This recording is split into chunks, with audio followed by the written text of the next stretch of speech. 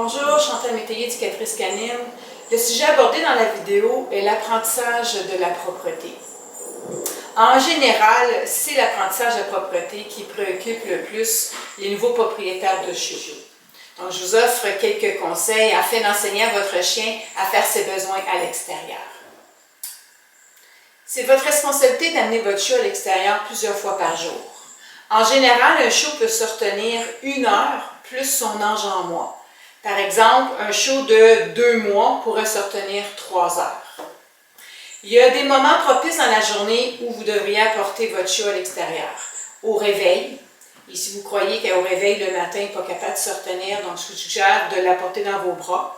Et après avoir bu et avoir mangé, après avoir joué et également après ses siestes. Mais évidemment, apportez votre chiot à l'extérieur le plus souvent possible en tous ces moments propices. Je vous suggère d'utiliser toujours la même porte lorsque vous apportez votre chien à l'extérieur afin qu'il apprenne à se diriger vers cette porte-là pour vous annoncer qu'il a besoin d'aller faire ses besoins. Dès que votre chiot fait ses besoins devant vous, dites-lui un mot. Moi, j'ai choisi le mot « toilette » afin qu'il associe ce mot-là avec le fait de faire ses besoins. Comme ça, vous pourrez demander à votre chien de faire ses besoins sur commande. Lorsque vous sortez votre chien à l'extérieur, ne lui donnez aucune attention, c'est-à-dire ne le regardez pas, ne lui parlez pas, ne jouez pas avec lui jusqu'à temps qu'il ait fait ses besoins. Si nécessaire, vous pouvez utiliser une laisse pour vous assurer que votre chiot n'explore pas les environs et qu'il soit distrait. L'apprentissage de la propreté, c'est bien plus que mettre son chien à l'extérieur plusieurs fois par jour. Il est impératif que vous supervisez votre chiot en tout temps afin qu'il ne fasse pas ses besoins dans la maison. En le surveillant, vous allez pouvoir voir les signes précurseurs qui annoncent qu'il veut se soulager, donc sentir le sol, tourner en rond et aller vers la porte. Lorsque vous n'avez pas le temps de superviser votre chiot, eh bien, il faut trouver une façon de gérer son environnement et la cage est une excellente option. La plupart des nouveaux propriétaires font l'erreur de donner trop de liberté à leur chiot trop tôt. Tant que votre chiot n'aura pas appris à faire ses besoins à l'extérieur, je vous suggère de ne pas lui donner accès à toute la maison si vous ne pouvez pas le superviser. Je vous encourage à entraîner votre chiot à aller dans sa cage dès son arrivée à la maison. Assurez-vous de créer une association positive et la cage va vous permettre d'accélérer le processus d'apprentissage de la propreté. Ne punissez pas votre chiot s'il fait ses besoins dans la maison. Les punitions physiques ou verbales ne servent à rien et elles enseigneront à votre chiot à avoir peur de vous et à ne pas éliminer devant vous seulement. Si votre chiot a trop d'accidents dans la maison, eh bien c'est peut-être parce qu'il a trop de liberté. Donc, augmentez les opportunités d'aller à l'extérieur, supervisez mieux votre chien et mettez-le dans sa cage lorsque vous ne pouvez pas le superviser.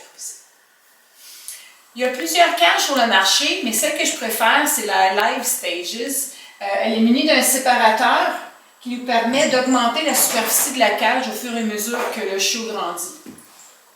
Pour l'apprentissage de la propreté, il faut que le chiot ait suffisamment de place pour pouvoir se coucher et se tourner de bord sans plus. Instinctivement, un chiot ne fera pas ses besoins dans son lit.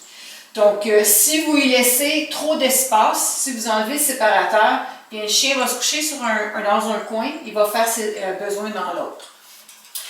Je vous suggère pour l'introduction à la cage d'aller chercher votre chiot le plus tôt possible dans la journée chez l'éleveur. Comme ça va vous donner amplement de temps de pouvoir vous amuser avec la cage. Ce que j'ai fait avec Diego, quand il est arrivé à la maison, eh bien, j'ai mis de la nourriture dans sa cage, j'ai laissé la porte ouverte et je lui ai laissé rentrer dans la cage comme bon lui semblait. Il pouvait rentrer et sortir.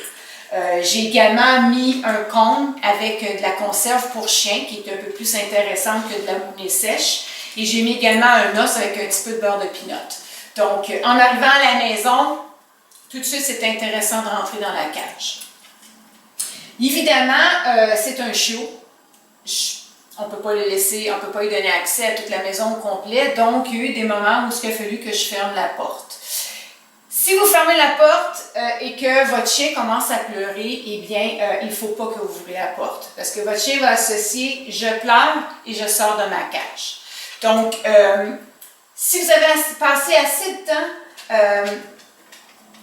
à habituer votre chien à la cage, donc mettre des gâteries, mettre un cône, mettre un os, s'il pleure, c'est pas parce qu'il n'aime pas sa cage, c'est plutôt parce qu'il veut être avec vous et qu'il n'a pas été habitué à être confiné.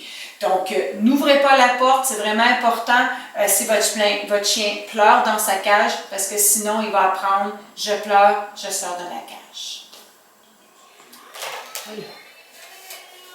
Ah!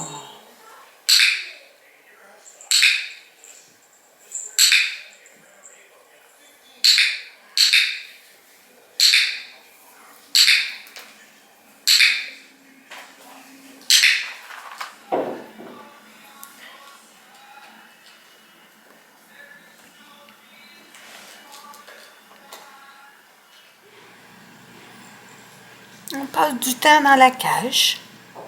Ouais. Et Diego.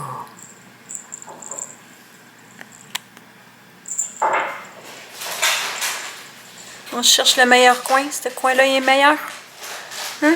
Il est plus confortable? Non, celui-là. Ah, je veux pas de couverte. Pour aider, j'ai été faire de l'exercice à l'extérieur. Puis ensuite, j'ai mis un Kong. Kong, c'est le jouet rouge que vous voyez là, en dessous de sa tête. J'ai mis de la conserve pour chien. J'ai aussi mis un peu de petit beurre de pinot sur l'os à la moelle à la gauche, avec une petite poignée de moulée. Et ça l'a aidé.